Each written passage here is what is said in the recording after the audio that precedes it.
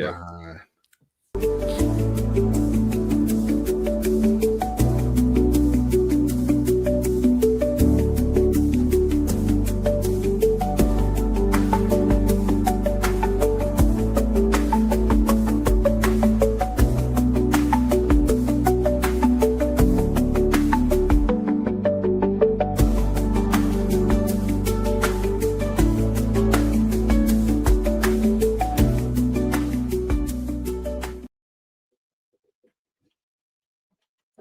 Hello, everybody. Welcome to Ohio State at the voice of college football. We are your hosts, Mike and Garrison, here with you on a Tuesday. Please be sure to like, share, and subscribe to the channel if you haven't already. If you like the content that we bring to you, also check out our website at www.bocfb.com. You can see all the latest that our writers had to give you to keep you up to date with what's going on with the college football landscape. Also, if you want to, go ahead and follow us on the X, Instagram. Follow Mike and I on X. Trust me, me and Mike are just tearing Wolverine fans apart. Actually, Mike and I are just trying to tear each other apart, talking about Shedeur Sanders. I think Shedeur sucks. Mike thinks he played good, but it's okay. All I said was, for a guy who I believe needed reps coming into the league, who still needs development, and then not getting those reps that he needed, only getting 1 week, I think that he played good, man. So, Well, yeah, we'll see, man. I guess a lot of people. Yeah, hey, he got a dub. Yeah, you know, Mike. I will say that, Mike. At the end of the day, bro, you got the dub, bro. Like, at the end of the day, bro, that's what. Gabriel was losing them easy games. I mean, truth be told, it ain't like he didn't do any better than what 10 people used to do. So, well, Mike, we have a lot to talk about, everybody. We're going to talk about the Ohio State game against that team up north coming up this Saturday at noon on big noon kickoff. But before we do that, Mike, let's start with these college football rankings, college football playoff rankings. Yeah. And I know you have some problems with it. So I want you to lay the ground. Start from the ground here. What do you like? What don't you like? Who's too high? Who's too low? Hit me with it. Well, before we get into the meat and potatoes of the show, this will be the last time you hear me caping for this team, bro. But I mean, my biggest issue is I don't know what this committee is valuing, right? ESPN analysts will sit here and say, oh, they are valuing eye test. I call bull BS. And the reason being is Miami over that team up north. Are we being serious? Like, yeah, pull up these rankings. Like, Miami over that team up north. You had ESPN was sitting here confused or shocked that the team up north is above a 3-loss Texas. The fact that they had kept Texas ahead of the team up north last week, when you're talking about their only losses are the ranked teams. Ranked teams. Texas has lost to a dog water Florida team. What are we doing? I also have an issue, like, this committee is showing that they have no respect for the Big Ten. Iowa, as a 4-loss team, should be ranked in there over at Arizona, over at Pitt, who got dog walked at home by Notre Dame. Matter of fact, you even got their coach on record saying they don't even care about the game. Right. But you got them ranked? Come on, Washington. That was, I'm going to be honest. That was one of the most egregious things that I've ever heard a coach say. Yeah, I mean, that's what I'm saying. Like, you have to show, without a doubt, the SEC and the Big Ten are the two best conference. And the committee is showing that they have no love, they have no respect. And it almost feels like they're working for ESPN, which ESPN did by the right. So I guess you can say that's what it is. Because the way that they are not ranking Big Ten teams, and I have said this from the beginning of the rankings, how low they had Big Ten teams, just ready to kick them out with the loss, and they're doing it when they lose to ranked teams. Like USC being under Texas is BS. Look at everybody who USC has lost to is ranked, other than Illinois, who is still a better loss than Florida. So what are we talking about? Eye test tells you that Washington and Iowa are better than the teams that you have in the top from 21 to 25. Mm-hmm. Eye test says that. I'm sure the metrics show it as well, if we really wanted to pull it up. But there's a reason. Iowa. If you look at efficiency numbers, Mike, simply by efficiency numbers, they're top 15. They're top 15 in the country on offense and defense. I don't even have to look this up, and I know this. I don't even have to look it, but that's what I'm saying. What is the committee truly going off of? Because it's not consistent. You can't say I'm going off of eye test. Bull. No, that's a lie. You're not. Yeah, and I'll say for the Wolverines too. They would beat Vanderbilt. They would beat Utah. They would beat BYU, but BYU's 10-1, so it's kind of hard to do that right now.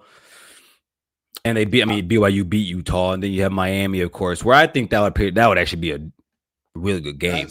That's really the issue. I think that Miami being over the team up north is BS. Right? Why? Why? Look at who Miami has lost to. Like I said, the team up north from the beginning has lost to nothing but ranked teams. Who did Miami lose to? You lost to a dog water Louisville team, and SMU just got ranked, who I said should not even be ranked over freaking Iowa and Washington. Do you think if they didn't get dominated in their two biggest games so far this season, they would be ranked higher? Because I think this is what I think is happening. In 2016, 17, when we lost to Penn State and we made it into the playoff over Penn State, though they beat us and won the Big Ten. The reason because of that was because the Wolverines beat the crap out of Penn State. Well, they had 2 losses and we only had 1. Yes. What I mean, and that's fair. Yes, you're right. You're also right. They had a bad early loss. But here's the thing. So did Notre Dame. That's why I'm saying they're not being They didn't have a bad loss. They didn't have a bad loss. They don't have a bad loss. They lost. They played Miami and Texas A&M. When they lost by a combined 3 points. By a combined 3 points. All right, I gotta go back to this because they lost to Texas A&M.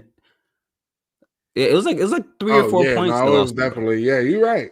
My bad. So I just and then but I do agree with you, Mike. When they talk about eye test, you can't say that and then have Vanderbilt and Utah ahead of them. The same way you can't have Texas over USC. And we talk about this. You can't have Arizona over Illinois or Iowa. Illinois and Iowa are better than them. They're better than Tulane. You can say, well, let me count this real quick. I'm counting the ACC teams. 1, 2, 3, 4, 5. Yeah, so 5, right? And then for the Big Ten, 1, 2, 3, 4, 5. Bro, there's no way. It's not enough. There's no way. There's just no way. It's not enough. There's no way. That's why I'm right with you, bro. It's not. It doesn't make sense. Now I will say they got it right in the top 10 last week. They had Ole Miss over Oregon. At that time, I said there's no way you could think that. They flipped it this week, of course, after Oregon gets the big win against USC. Mike, I'm gonna be honest with you. USC has 3 losses. I do believe USC to be one of the top 12 teams in the country. It's like that. That's just my opinion on it. Like if you ask me right now, would I pick Oklahoma to beat USC with that old line and that non running game that they have? No, I don't think they would beat USC. I don't think Bama would beat USC.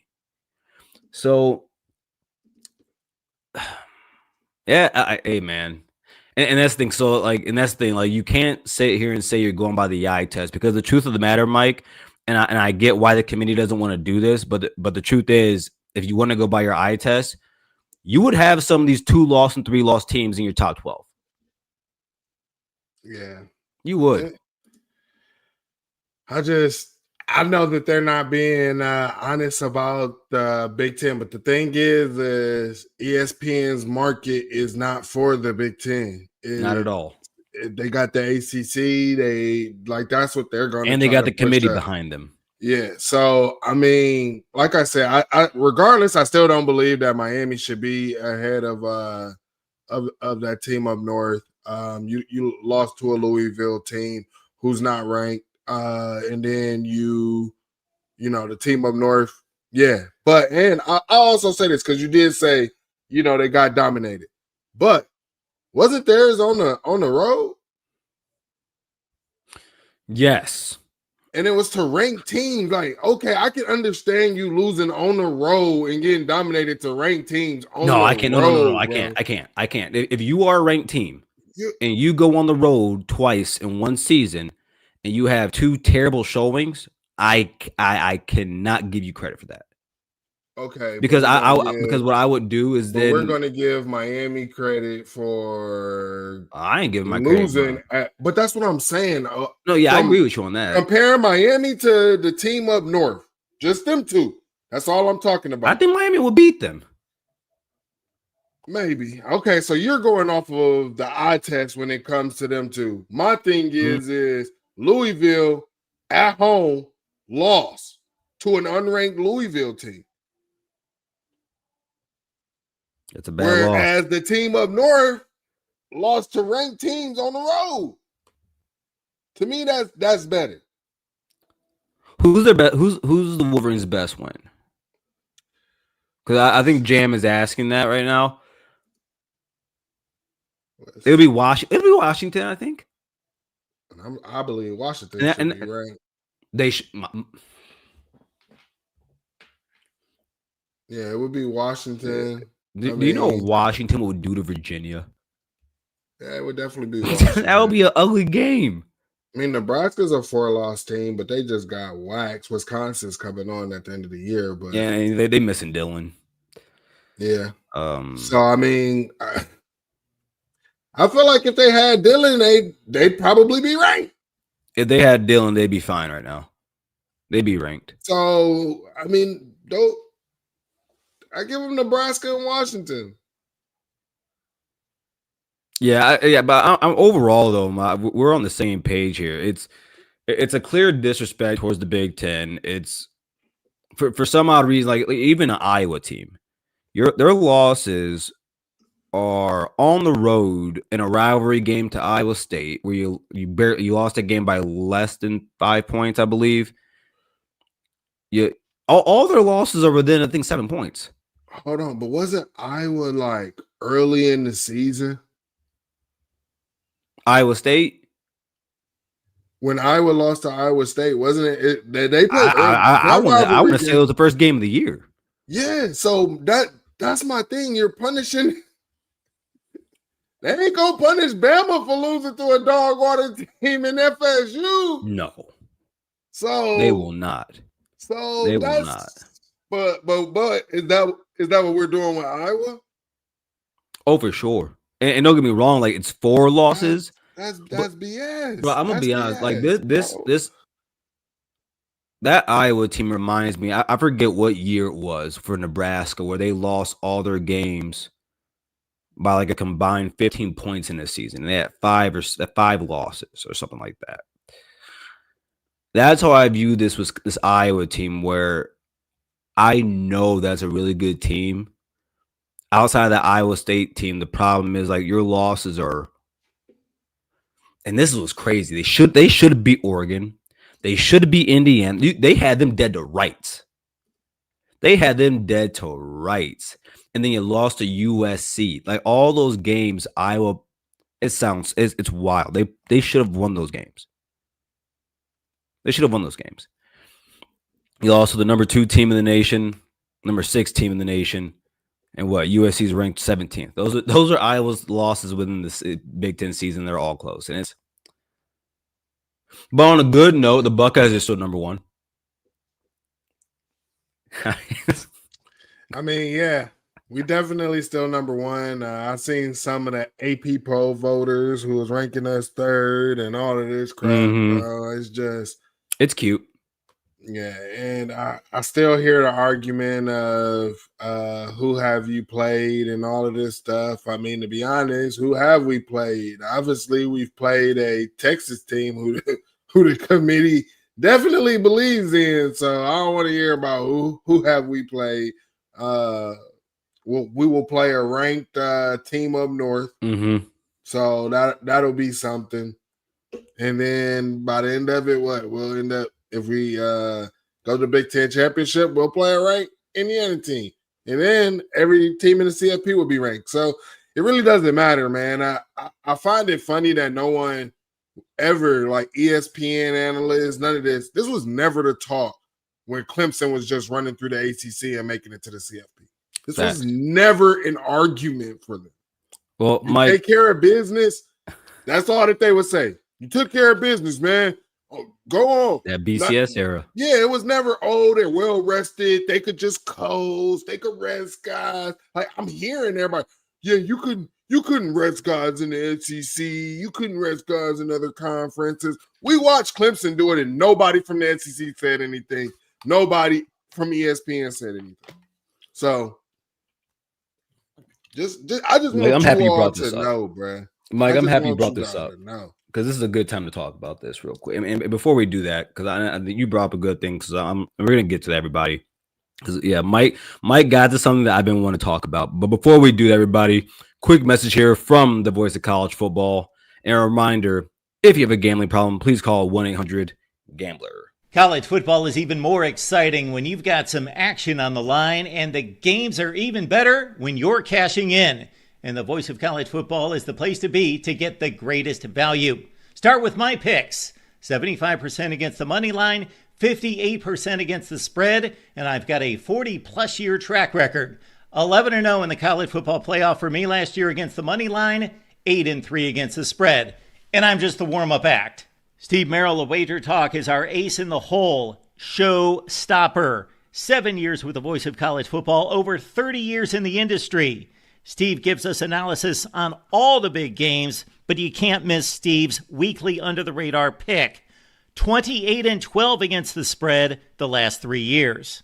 You also get picks from some of our top analysts here at the Voice of College Football, including Corey Bratta, Matt Zemek, and Steve Dace. Check out those numbers. Become a YouTube or Patreon member for just $99 per month. Go to the main channel on YouTube, click join, and then select the betting tier. Do the same thing on Patreon. Make 2025 a winner now.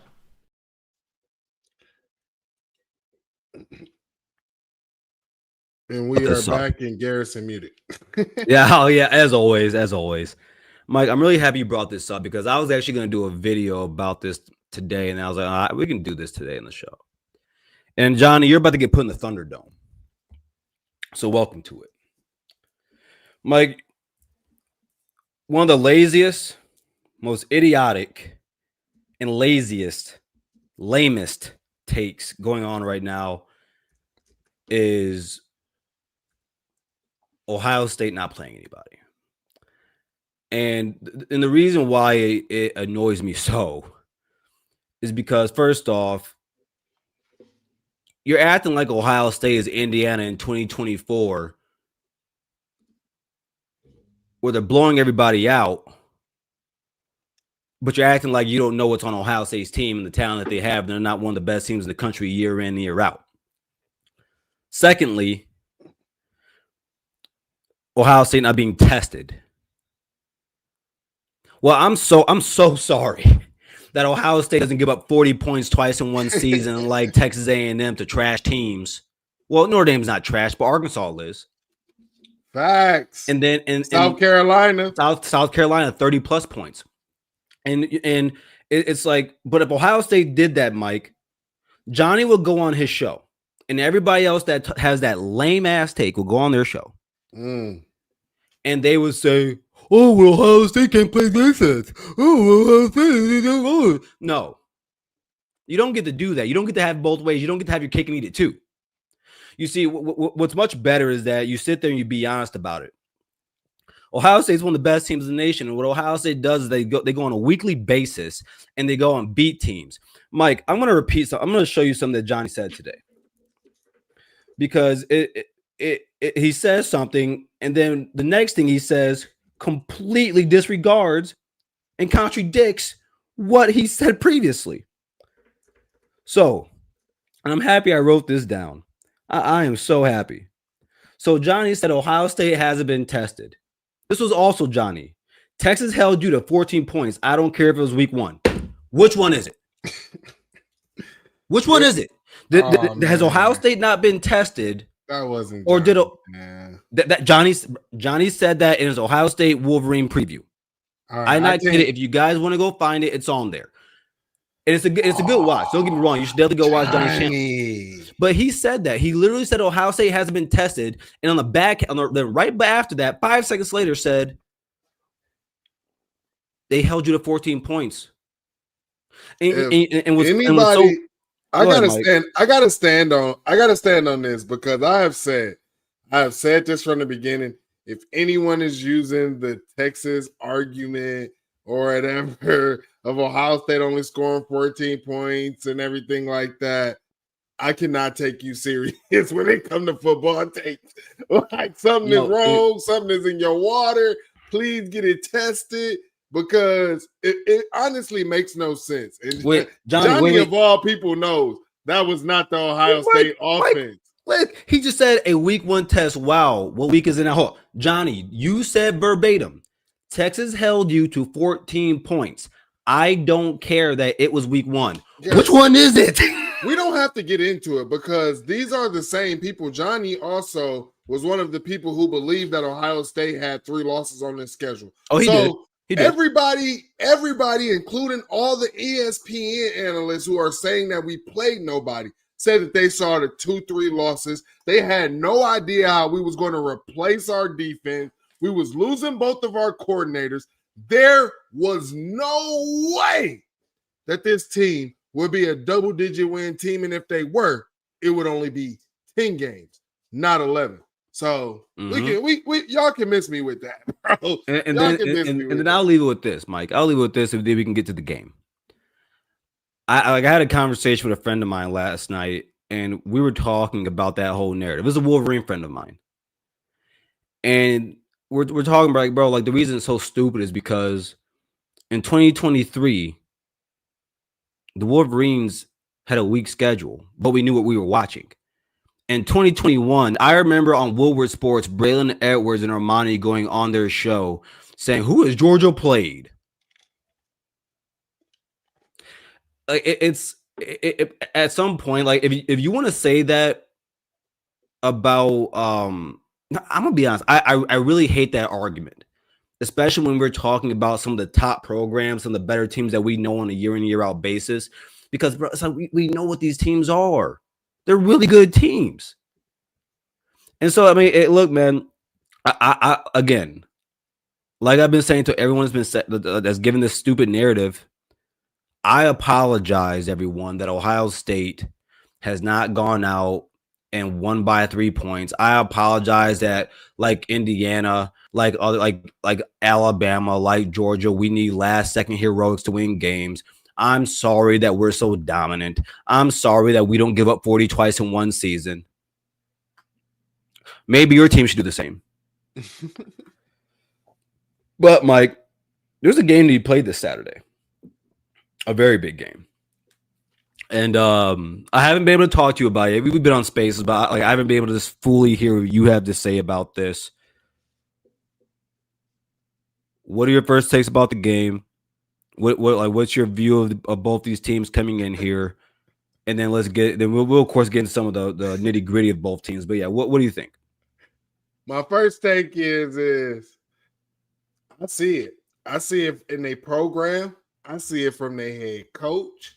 I see it from their fan base. It is fake confidence.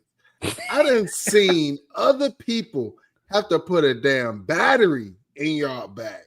I have seen y'all. Shout out to Reese. Y'all honestly got 1 foot in the time machine, damn near close to having the second one in, and almost got the seat buckle strap.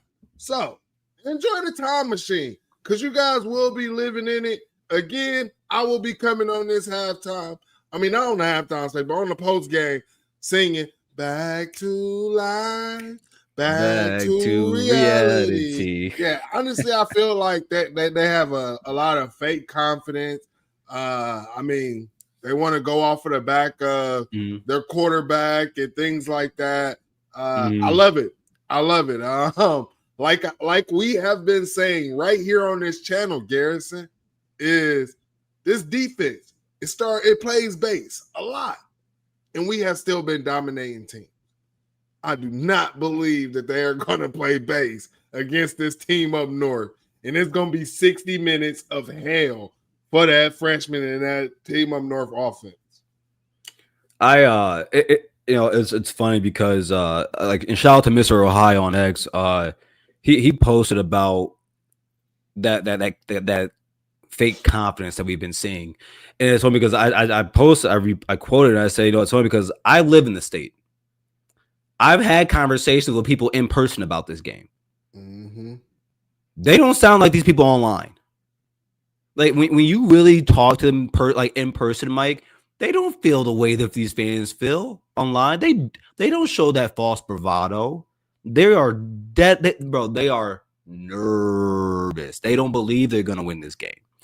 And it's funny because I think it was today, David Cone, ex Wolverine quarterback back in the I think the Brady Hoke era, from Crane and Co. Shout out to them. Shout out to those guys. But he has them winning 27-24. I'm sorry, 27.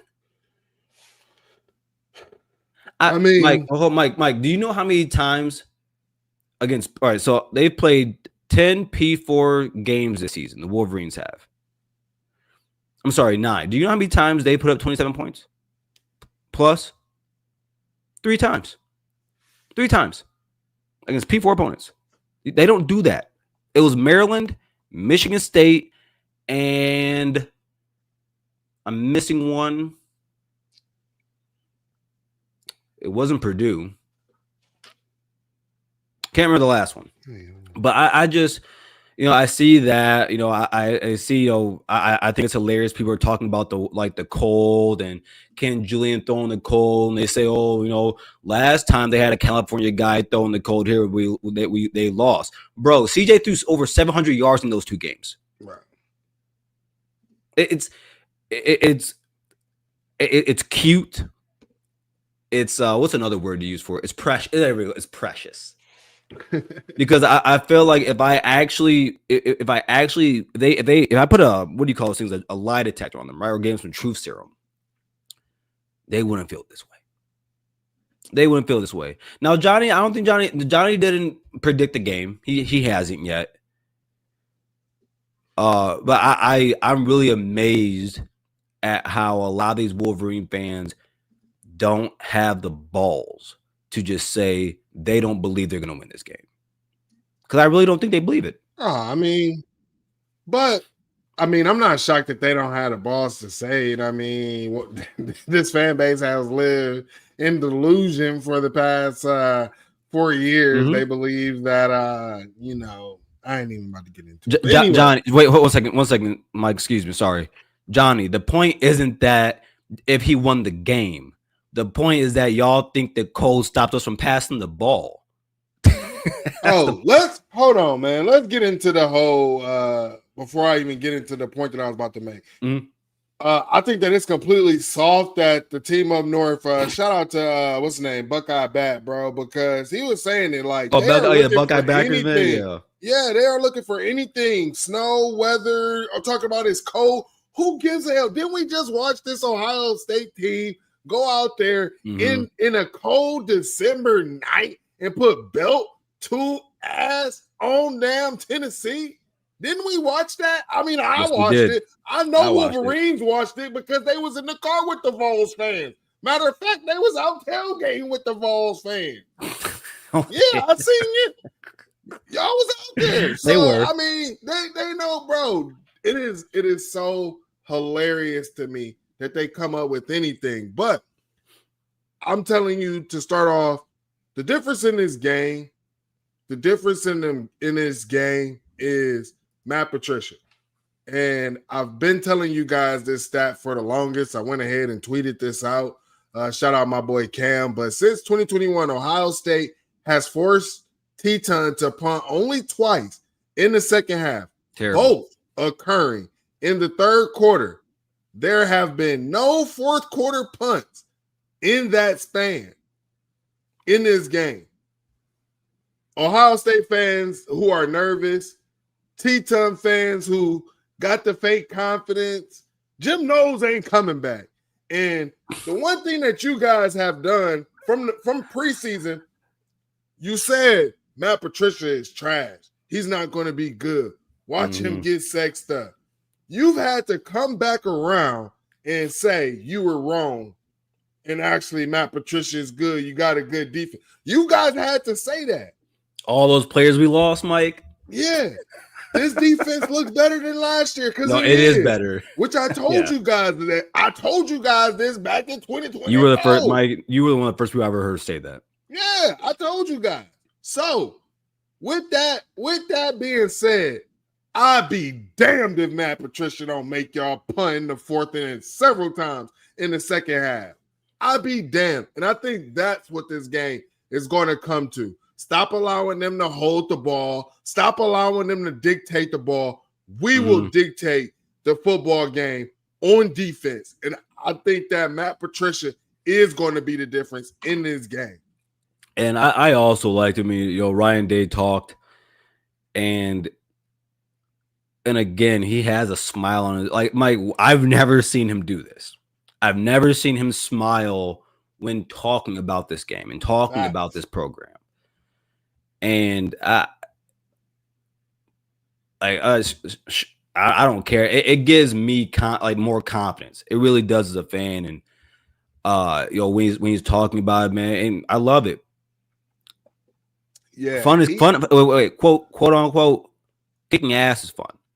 That's what fun is, and I love that he's coming with that bravado. I want my head coach coming with that bravado. I get Wolverine fans, they want to joke about it. I truly understand it, but as a fan, me personally, that's what I want to see out of him, because I want him to have that confidence in his team. I want him to have that confidence in himself. I want him to be cocky.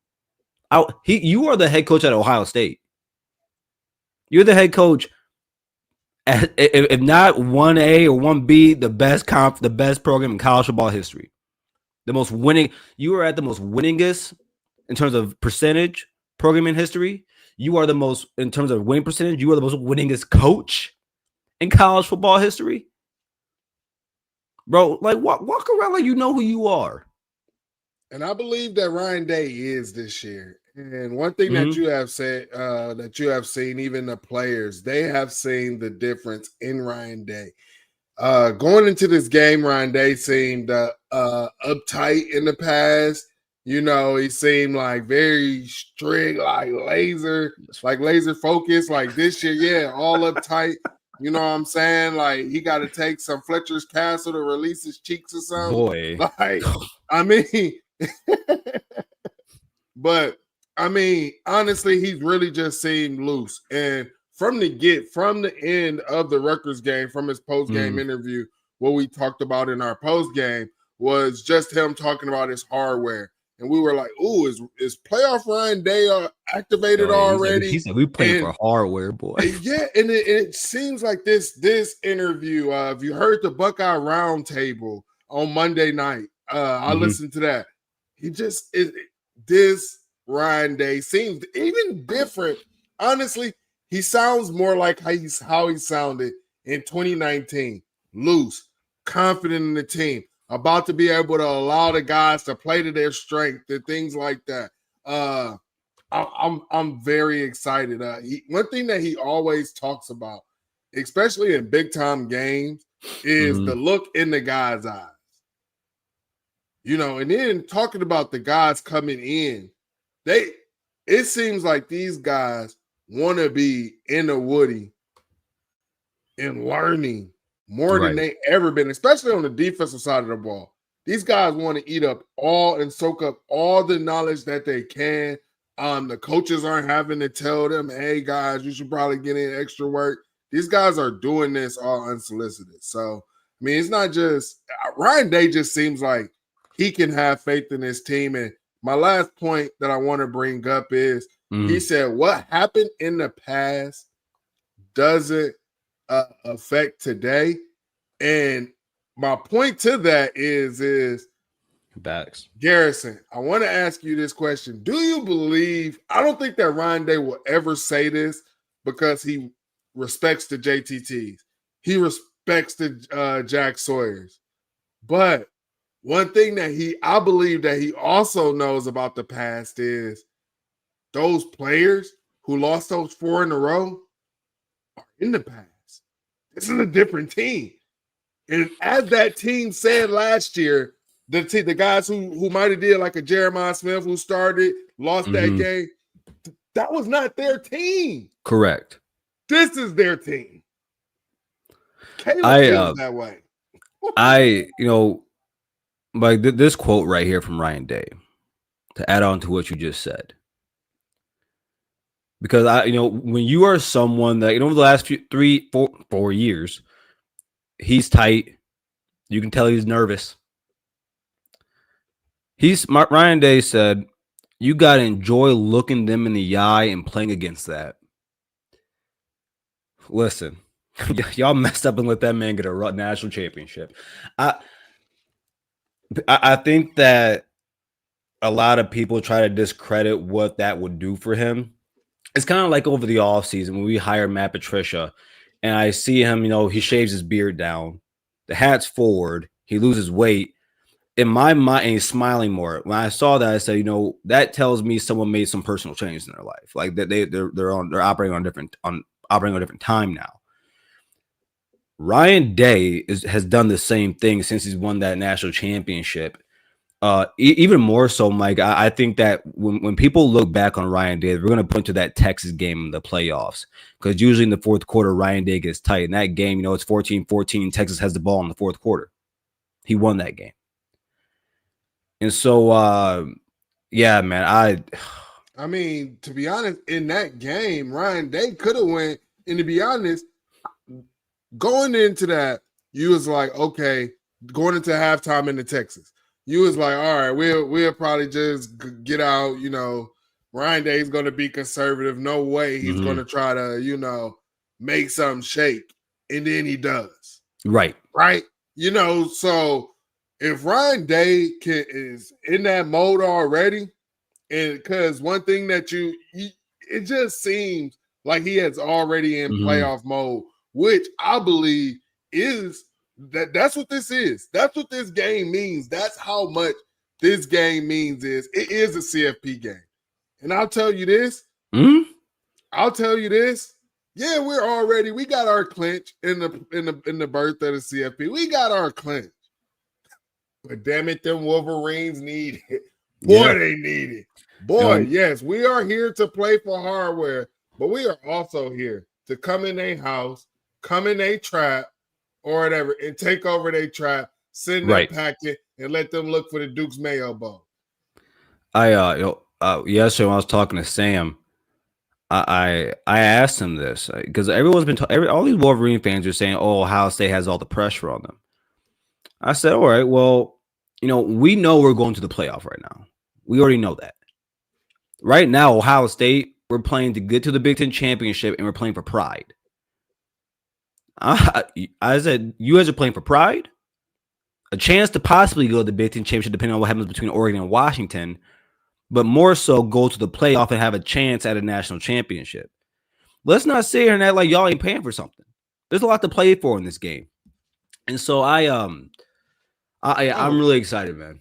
These are the same. This is why I'm saying that they don't believe that they're going to win this game, because Garrison, they told us that they were going to make the CFP this year. They did. They said that their schedule, that they couldn't even see 2 losses on the schedule. That was crazy. They said, let alone 3. Johnny told me he didn't believe him in John Mateer when I tried to talk to him about him. They told us their schedule was weaker than our schedule, is what they told us. That's why they had the conviction that they would be in the CFP, and nothing. And Mike, you know what they say now? Nothing will hold them up. You know what they say now? Our schedule was harder. The flip-flopping. This is what I'm saying, man. Yes. You know, my kids will be sitting here like 6'7". Like, I don't know what is going on. You know what I'm saying? Like, y'all flip-flopping out here. Like, what is going on? Wish you everybody. But again, if you like the content we bring here, that Mike, Mark Rogers, and myself bring to you here at Ohio State Voices College Football, please go ahead and hit that like button. Make sure you subscribe. Hit that hype button too. Get us in the algorithm. It does a lot for us. Share it on your social media. It does, like I said, it does a lot for us, everybody. If you'd like to become a member, go ahead and hit that join button where you can see our 3 tiers. The Block O Club. JT wasn't short because we all know he wasn't. Mike, go ahead and finish this for me. We don't give a damn. Damn for the whole state of Michigan. The whole My state man. of Michigan. It was fun, Mike. I posted that on my Facebook. You know, almost everyone on my Facebook's from the state of Michigan, and everyone is just going. Well, they hate when I put that B there instead of that M, boy. Oh, they hate that.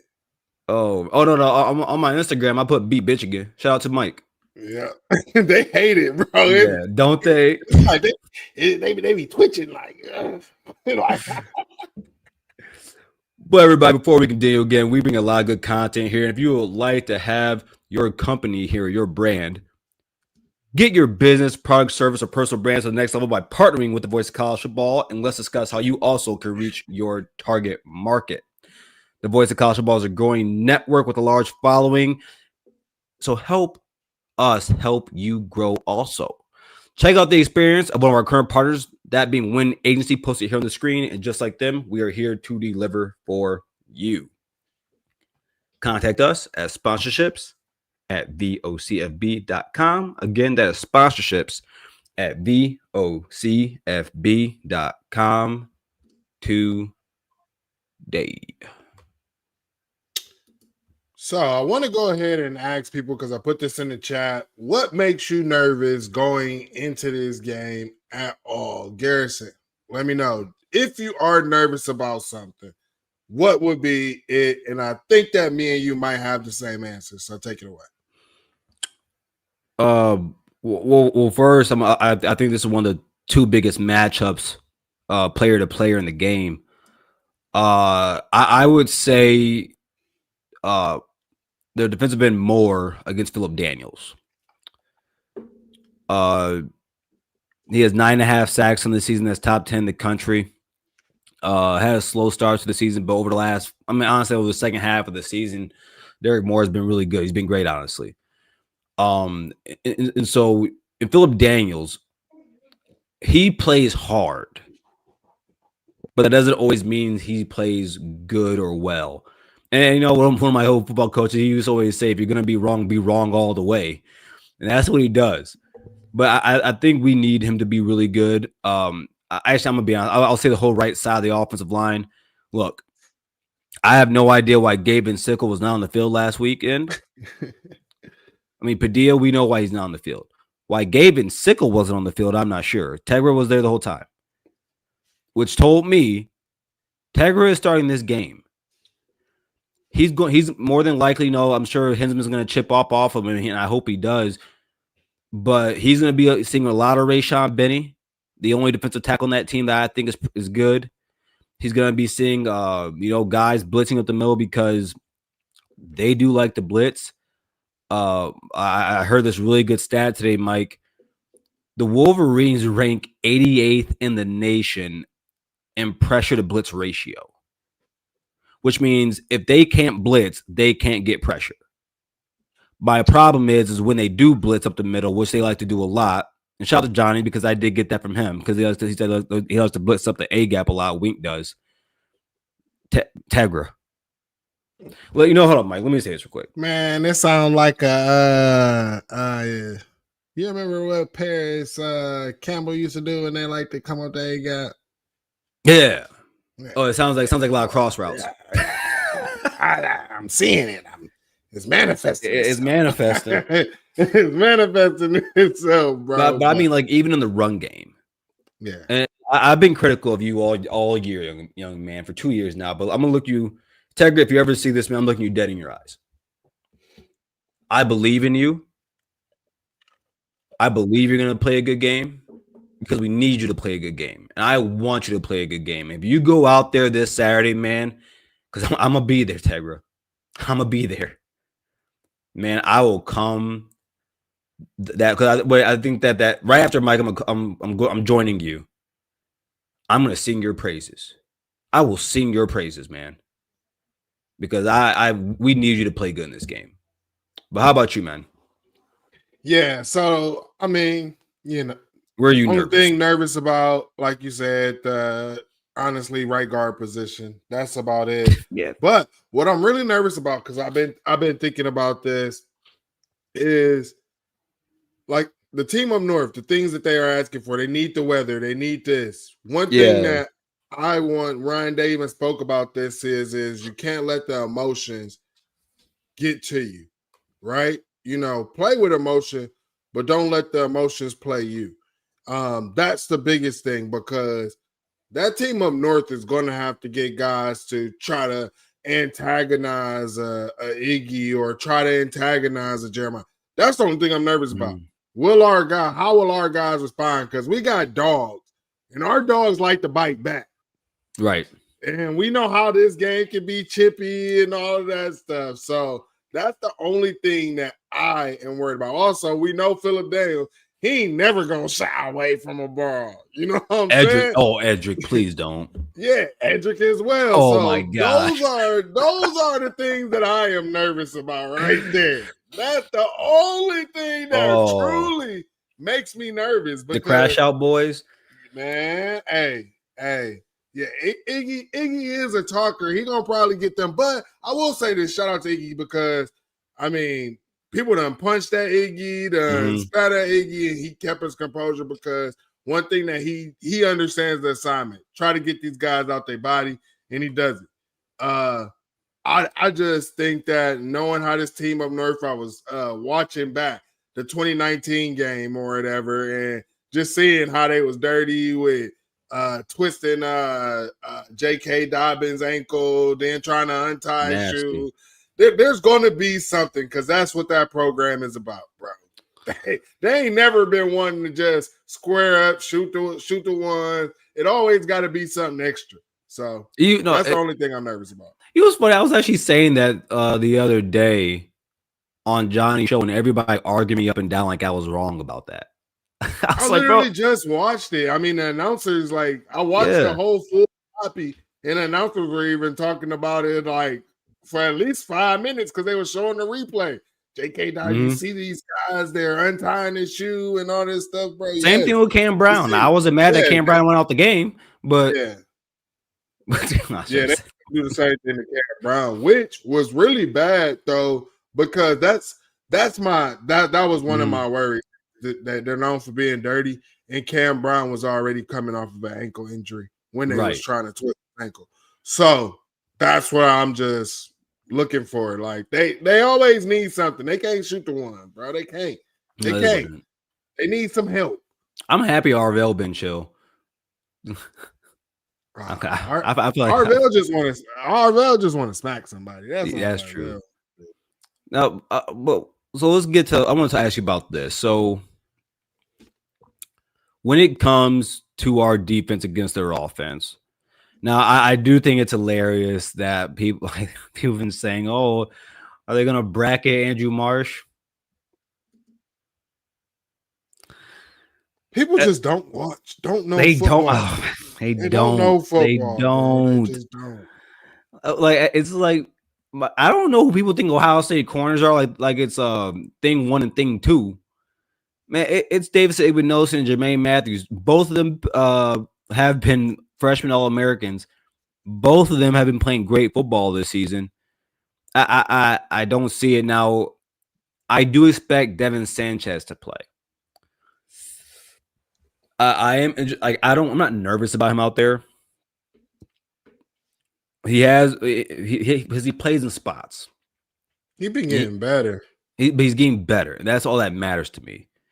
And I think they're going to have him prepared for this game. They're definitely going to have him prepared. I do, I saw the stat from Devin Gardner and Jake Butt's show, and about how they said like how Ohio State gives up most of their yardage over the middle, and how Bryce is mostly accurate over the middle.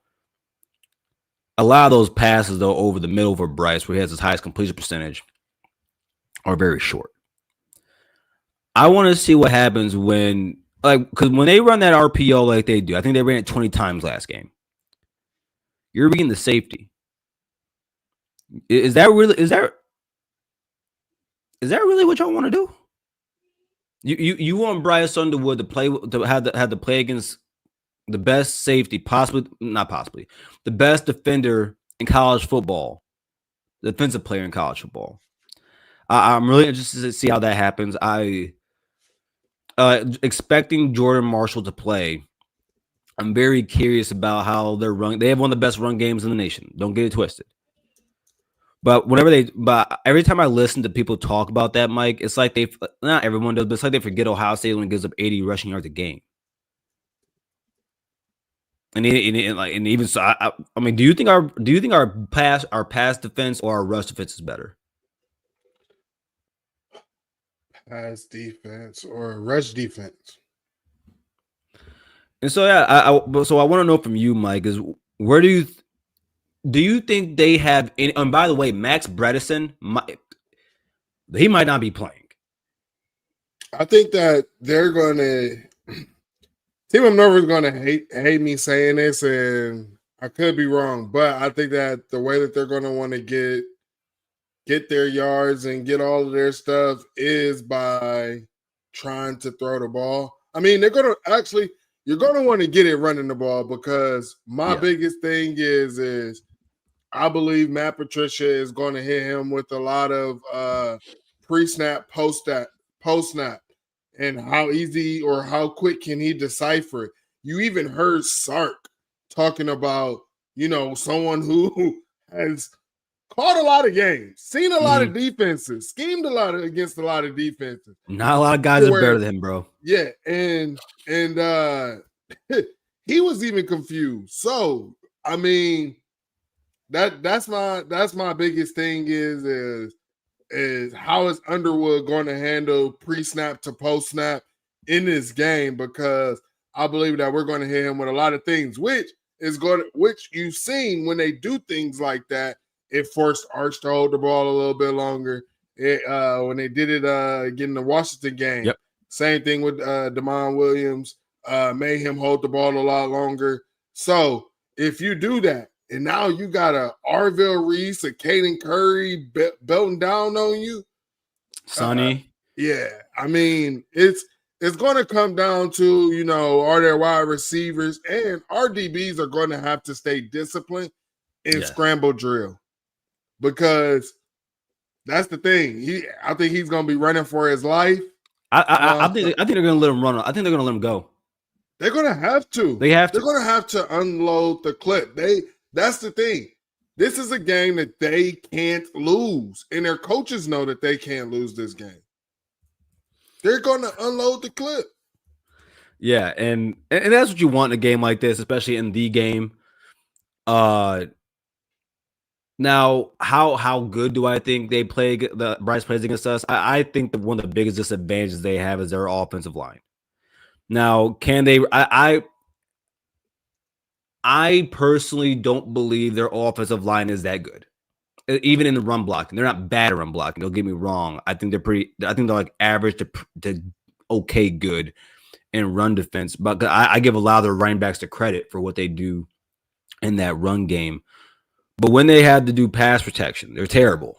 They're bad. Mediocre would be a compliment to them. He's been sacked 17 times this year. Yeah, they better hope that Yeah. run game get off, cause And that middle of their offensive line is not that good in pass protection. Actually, the whole offensive line is in good pass protection. And Caden McDonald, for as big as he is, he can get back there. And also, Mike, the last time they saw a defensive tackle room or defensive line like this is Oklahoma. Now they had one big run in that game, not from Justice Haynes, who sadly is hurt. But outside of that, I think they averaged 2.5 yards per carry in that game outside of one big run. So we'll see what it looks like here. I also think that we have better linebackers in Oklahoma, so they're able to fit the run gaps much better than they did. Of course, you have Caleb Downs in there. He likes to come up towards the line of scrimmage. So I'm really interested to see how that works out. I don't know, Mike. A lot of people talk about they spend more time talking. We'll talk about. They spend more time talking about Ohio State's offense going against their defense. How many points do people really think that this team's going to put on us, man? Unless their defense is scoring out, I mean, I'll just speak on their offense. I don't think that their offense, I mean, they might get one, maybe two touchdowns. Mm-hmm. I'm not predicting them to get 2 touchdowns in this game. I did predict for them to get 1, but unless their defense is scoring or, gets a turnover on their side of the field, I could see something like that. But honestly, I think it's going to be belt to anus, man. Now, let's flip over. Talk about the Ohio State offense against their defense. Of course, they have a top 20 defense this year. It's pretty good. It's really good. I think their secondary is cheese, Swiss cheese. The defensive line has had struggles in pass protection. They've been good in run defense, giving up 92 yards per game, I believe. Mm-hmm. Some of the things they struggle with, Barham is bad in run defense. Of course, Derek Moore, like I said, is a really good, very good player. The defensive tackle room is not that good. Barham, they say he's going to play. We'll see. They do have guys like Cole Sullivan, true freshman, who's really good. Jimmy Rolder is a guy who can play some good football. Then on the back end, they're just bad. Is there anything that makes you nervous about their defense? And then here's my other question to you. What do you expect out of the Ohio State run game? I heard this earlier, and I want to read this to you real quick, if you don't mind. Is it the Ryan Day quote? No. Oh, okay. It's not that. It's I was watching Dalton Wasserman and them on the PFF college football show, and I want to read this to you. Because I've been consistently talking about our run game in November. It's been like my biggest thing, right? And I want to read this to you. Ohio State, the last 4 weeks per PFF, 8th in rushing grade, 5th in run blocking, 10th in yards after contact per carry, and 5th in explosive run rate. Is that just in the Big Ten or in the whole country? That's in the whole country in the month of November. But all I've been hearing is Ohio State ain't got no run game. This is what I'm saying. Like, everybody been saying Ohio State ain't play nobody, things like that. And it's just one thing that I can tell is a lot of people haven't watched Ohio State games. Is mostly what they're exposing to me is, okay, you have not watched or their hater glasses. Yeah, and that's just the biggest thing. So I think our run game is going to be fine. One thing that stuck to me, what Ryan Day said from his press conference was, this is the type of game where legends are born. And then also, when he was asked about Bo Jackson, he praised Bo Jackson about, we're going to need Bo. He's going to have one of his better games. Mm-hmm. And one thing that we have talked about, Garrison, is like we said earlier, the defense. We don't believe we've seen everything, that Matt Patricia has in his bag on the defensive side of the ball. I don't believe that we've seen everything that we have in our bag on in the run game. I agree. I do not believe that we've seen it. I believe that it can get more creative and will be more creative. I really just feel like we have been basic in the run game in a lot of areas. And as these running backs are getting better and the more reps that they are getting, and I don't know. I'm excited. And I just want to say this as my final point, Garrison, is the last time Ryan Day got a W, he had an NFL defensive coordinator. Yeah. He has not had that since the last time he had a win. Well, Mike, go ahead and give everybody your final prediction score. Everybody, I think the line right now is per FanDuel is it moved down to 10 from 11.5. Again, go ahead and check out Novig, everybody. And of course, you must be 21 or older. If you have a gambling problem, please call 1-800-GAMBLER. But go ahead and hit the Novig. Put in the affiliate code VOS CFBOSU. Mike, give me your final score. My final score, I don't know. I done put out like 2 scores, but one thing that has stuck out with me is 13 for that team up north. That sticks out with me, and the reason being is, like I said earlier, I believe that they'll get a touchdown, but they're going to use that kicker as well, and they're going to have to in this game, I believe. He sucks now, but hey, it is what it is. They're going to. I mean, here's my thing: them guys be sucking, but they'd be hitting every damn thing from 60 damn yards or whatever against us. So that's my thing on that. But 42-13 Buckeyes. All right, I moved mine down a little bit. And the reason I did is because I think I'm gonna give my third different score now, and I'm gonna stick with this one. Oh my goodness! I'm gonna stick with this one.